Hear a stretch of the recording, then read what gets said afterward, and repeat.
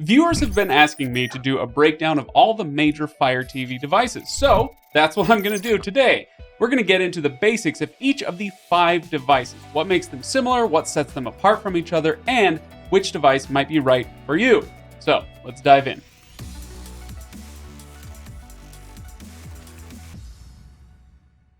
Now, as we get started, just keep in mind that this is a cord cutting 101 video, so we're not going to get super technical. Instead, I'm going to concentrate on keeping things basic, just trying to answer the question of which device is the right one for your situation. So if you have a more detailed question, throw it in the comments, and either I or maybe somebody else will answer it. Now, let's get into the devices themselves. There are 5 major Fire TV devices. And we're not counting the smart TVs with Fire TV built in. Those are kind of in a category on their own. We're just going to deal with the 5 standalone Fire TV devices.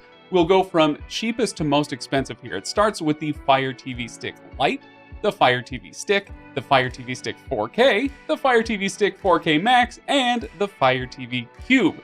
Yeah, that's a lot of devices, and they're going to be easier to keep track of if we split them into 3 pricing tiers: low, mid, and high. The next step is we need to decide what's most important as we're shopping for one of these devices. Do you want something that's cheap, something that's powerful, or something that's well integrated? And I'll tell you what I mean by all of those. Let's start with the cheap category. This is the easy one. Sort of. If you're going as cheap as possible, then yeah, you look at the lower tier of devices. Makes sense.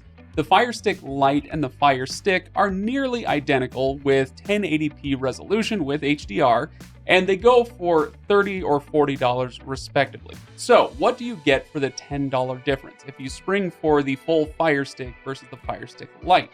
Well, first of all, the Fire Stick Lite ships with a super basic remote that does not have TV controls like power and volume. The regular Fire Stick does have that. The Lite version also doesn't support Dolby Atmos sound.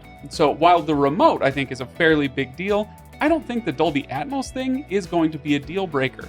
And these are the 2 major differences. Really, that's what you're getting for $10. And honestly, if you're sweating over a $10 difference on a streaming stick, then I doubt that you have a state-of-the-art 7.1 surround sound system that would really benefit from the Dolby Atmos. So frankly, I'm not really much worried about it. But yeah, having a remote with TV controls is nice. It might be worth that 10 extra bucks, maybe. Now, I called this the cheap category, but the only problem with calling it the cheap category is that Amazon is constantly running different deals on different devices.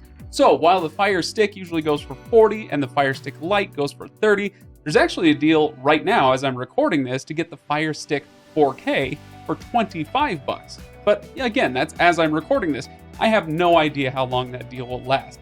The point is, I'm giving you general pricing guidelines, but make sure before you buy anything, you poke around to see if there are any excellent deals going on when you're ready to make your purchase. Okay, on to the powerful category. If you want a step up in your device, you need to move to the next pair, the Fire Stick 4K and the Fire Stick 4K Max. Now, I did a close look at the 4K Max recently when it was released, and I compared it in detail to some of the other devices, so you can have a look at that video if you'd like.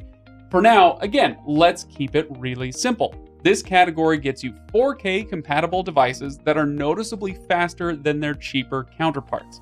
The 4K thing is pretty self-explanatory. If you have a TV and an internet connection that can handle 4K streaming, then getting yourself a 4K device, that's a great idea. Simple as that. Now, when I say that these devices are faster though, here's what I mean. Powering on, loading apps, playing video, even something as small as how long it takes the device to register a click on your remote. Everything you do is faster with the 4K sticks, and the 4K Max is even a bit faster than the regular 4K stick. The Max also is Wi-Fi 6 compatible, which probably won't affect a huge number of people yet, but if you do have a Wi-Fi 6 router, then you'll find that your connection to the stick is faster and more reliable. Now, how big a deal is speed as I've presented it here? Well, it depends on your own preferences and how much you'll be using the device. Maybe you don't really care about a little extra lag when you press the buttons, but maybe you do. And if you're watching a lot of TV daily and this is the device you'll be using to do it, then I think it's worth an extra $5. I mean, deals aside, normally it's $5 more, just to make your daily experience a little smoother with the 4K Max. But again, that's just my opinion, so go sound off in the comments. But there is one more category. We've had cheap and we've had powerful. Now let's talk about integrated. The Fire TV Cube could actually win in the powerful category because it is slightly more powerful than the Fire Stick Max 4K. But I do mean slightly, not enough to justify the price jump.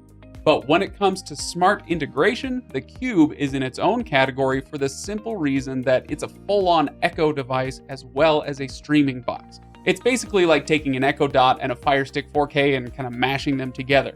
So your Fire TV Cube can not only stream your shows in 4K and HDR and Dolby Vision and Dolby Atmos, etc., it can also control your smart devices, and it'll do picture-in-picture for your Ring doorbell, that sort of thing. And it can do all of these things hands-free. The Fire TV Sticks can do most of that stuff, most of it, but you have to set them up with an existing Echo device, so there's an extra step there. You'll have to have your TV turned on and press the remote button to do these voice commands, so there's definitely a convenience factor here with the hands-free Fire TV Cube.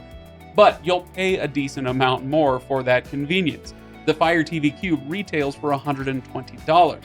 But again, keep an eye out for deals, or grab a refurbished unit for a nice discount. Anyway, there's your broad overview of Fire TV devices. You've got the cheap ones, you've got the nice ones, you've got the well-integrated one. Which one is right for you will depend entirely on your own situation. So I'm curious to hear from those choosing between them. Let me know in the comments which one you're leaning toward and why. On your way down there, don't forget to give this video a thumbs up and subscribe for more videos like this one. All right, thanks for watching, everybody. I will see you next time.